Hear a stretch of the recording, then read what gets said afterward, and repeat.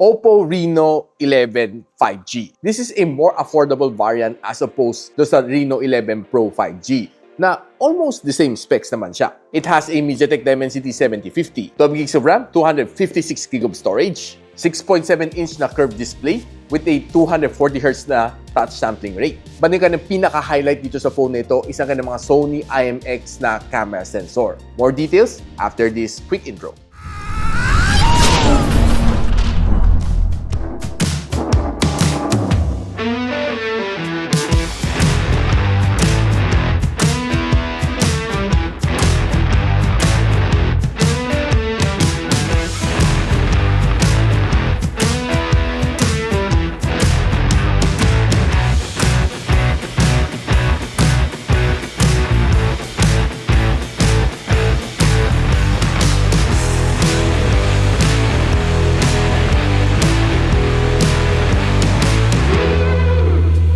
Now, itong full video na ito is shot using the DJI Mic 2. Na ito, bagong release ni DJI is so compact na kahit saan mo dalhin to, pwedeng-pwede. Be it on outdoor vlogging, indoor vlogging, walang problema. Dahil this wireless mic is so small na pwede mo siyang bit-bitin, no? And itong wireless mic na ito is so small with intelligent noise cancelling. So kahit nasa labas ka, kahit medyo maingay ang ambience mo, kayang-kaya niya linisin ang mga background noise. And if you're interested with this one, I'll be linking on the description box below.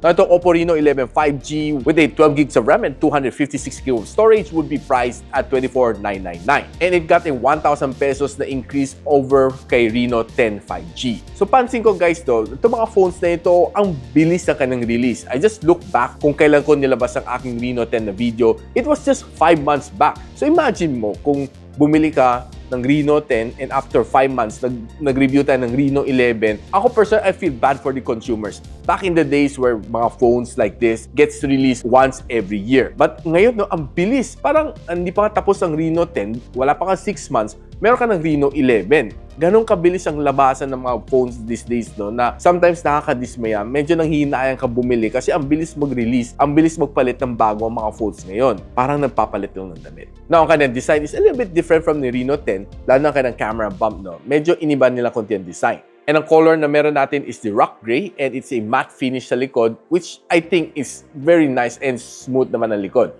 Walang fingerprints. And what's nice dito sa ibabaw niya, meron siyang IR blaster which sometimes comes in handy. And I believe naman ang kanyang display panel is the same sa Pro variant. Tinabi ko naman sila side by side, no? It looks the same naman, almost the same. Now, itong phone na ito is being powered by MediaTek Dimensity 7050 and nakakuha siya ng score na 502,000 points ito sa Antutu benchmark, and if you break it down, this is the score that you'll be getting. Now, ang kanyang RAM is being powered by LPDDR4X and ang kanyang storage is UFS 2.2. Mababa nga ng loop score at 642 sa wide up extreme, but nakakuha siya ng 99% na stability. Ito ang score niya dito sa Geekbench sa CPU benchmarking. Ito naman nakuha niya dito sa GPU benchmarking. Looking good naman ang kanyang thermal throttling test and it throttled to 86% ng kanyang maximum performance. Now, ang kanyang display is a 6.7-inch na curved AMOLED display with 120Hz of screen refresh rate and 240Hz na touch sampling rate. Maximum brightness niya is 800 nits, which I think medyo bitin. And ang kanyang glass protection is a AGC na DT Star 2. Now, personally, I don't see any much difference from this screen dun sa kanyang Pro variant, which I think almost the same naman siya when you're watching your favorite shorts sa YouTube, sa TikTok. Okay siya, mabilis mag-scroll dahil mataas naman kanyang refresh rate, and of course, when you're scrolling to social media is also nice and smooth. If you're watching your favorite videos dito, okay na okay din siya dahil 93% ang kanyang screen to body ratio. Halos iyong-iyo ang screen dahil sa kanyang infinity display. And the colors is rich and punchy. I like the way it is kasi sobrang good siya. Now, if you ask me about yung kanyang sound, it has stereo speaker, but malakas ang kanyang sound dito sa ilalim, pero mahina ang kanyang speaker dito sa ibabaw, which cause a imbalance, though, when you're listening to the loudspeaker, lalo pag ganito hawak mo. Halos wala masyadong sounds ka marinig dito, but dito malakas. Now, ang battery nito is a 5,000 mAh of battery and it can support up to 67 watts na super VOOC charge. So, charging from 0 to 100 takes around mga 1 hour. So, if you ask me kung kaya mo na magtagal ng 1 whole day, no problem. Now, playing 2 games dito sa phone na ito, si Farlight 84 and Call of Duty Mobile, here are the maximum graphical settings sa kaya natin maset. Si Call of Duty Mobile, I would say sobrang okay naman siya, smooth naman siya, kahit Dimensity 7050, it was able to perform. And ang kanya touch response is good. Pagdating naman sa Farlight 84 setting, all high settings, doon medyo mafe-feel mo ang mga frame drops along the way. Talagang medyo mas hirap siya for me. Once na nakita kayo sa Battle Royale, ang dami nyo sa isang place, no, medyo mafe-feel mo talaga yung lag. Lalo na kung nagda-dash ka, tumatalon, and firing your gun. Sometimes, makikita mo talaga medyo heavy ang frame drops niya. Now, you have to lower down your graphical settings, and ang maximum heat na nakuha ko dito is around mga 47 to 48 degrees Celsius based sa aking miles na thermal scanner.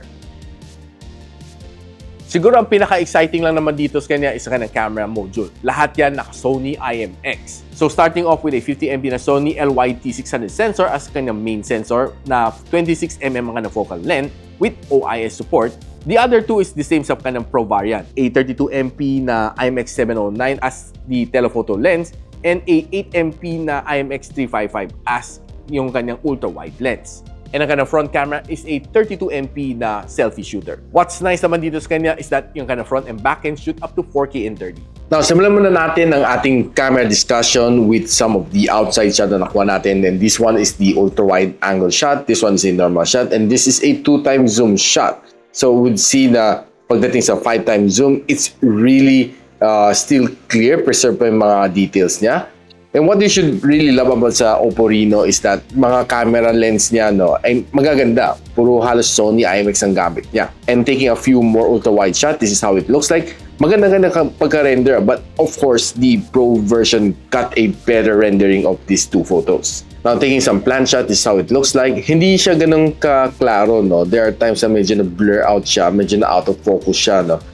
Then this is how it looks like when you're taking some sunset shot. It looks good. And bringing the phone indoors, medyo pagdating sa low light, okay lang naman siya, no? Not as good as the Pro variant kasi nagamit din natin siya side by side. It is decent but could have been better. As well as this one, you would see na okay naman ang kanyang shot, no? But could have been better ang pag-render. Overall, the photo is not that bad, but there are just some lacking details na hinahanap ko dito on this photo. Taking some flower shot dito looks pretty decent. And taking this apparel shot, I would say na okay naman, preserve ang ganang mga details once you zoom it in. And taking some low light shot, it looks good. Maganda ka na pagka-render pagdating sa low light photography as well as this shot. Now, taking some bokeh shot, this one is okay but not as good as yung nakuha natin doon sa Pro variant nito. Okay naman siya, no? Medyo may pagka-pale ang kanyang red but yung nakuha ni Pro version is a little bit more brighter red.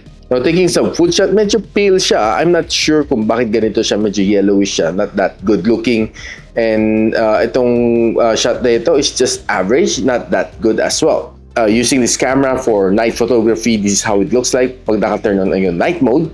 Further taking some shot, medyo okay naman siya, no? But could have been more dramatic tong shot na ito. Medyo siguro nakumpara ko siya sa Pro version, kaya medyo nadismaya ako ng konti dito sa camera nito. Now, using its selfie camera, I would say okay ang kanang shot. I think this one was better as compared to this kanang Pro variant, no? And some of these shot indoors are pretty nice and decent. And taking some outdoor shot is also good, but medyo nagsusoften ng mga edges, no? Yan ang napapansin ko dito sa kanya.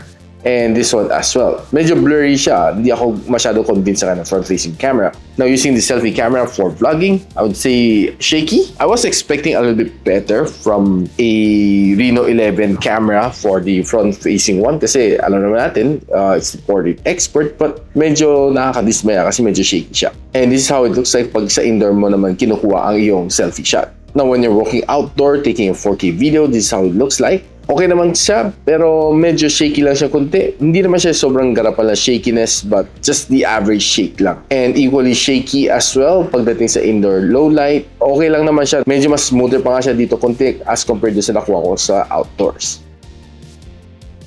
Now guys, ano masasabi ko dito sa Reno 11 5G? Now, having a price tag of $24,999 and ang kanyang camera performance is so not to my expectation kasi maybe napagtabi ko siya side by side with the Pro variant. This one, medyo iwan talaga siya.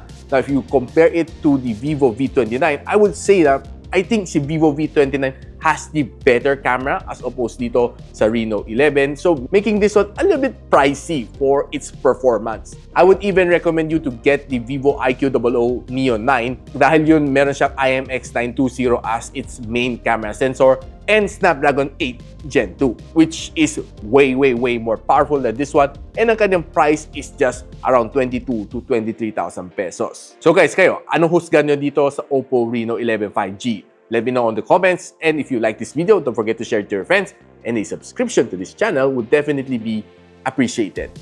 I'll see you in the next one. And so, ako para si Richmond, and you're watching Gadget Sidekick. What's up? Like and subscribe to my channel.